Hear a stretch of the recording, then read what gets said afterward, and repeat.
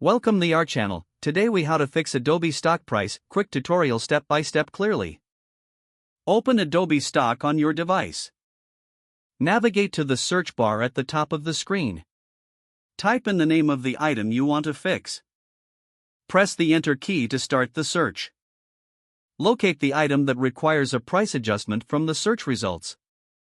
Click on the item to open its detail page.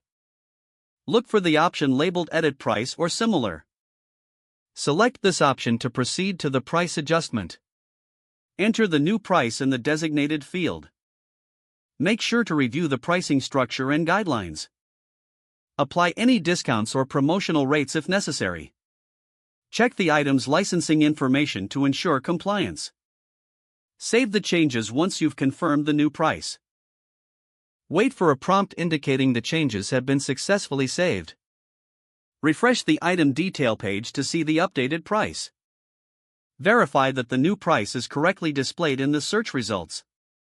Repeat this process for any additional items that need price adjustments.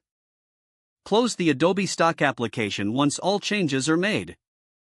If the page does not load, refresh the browser or try again in a private or incognito window. Make sure you are using the correct email address, then retype it carefully to avoid small typos. If your password is not accepted, use the reset option and create a new strong password you can remember. Check your spam folder for verification or security emails, then complete any requested confirmation steps. Enable two-factor authentication if available to improve account security and reduce unauthorized access risk. After signing in, review your profile details so your contact information and settings are accurate and current.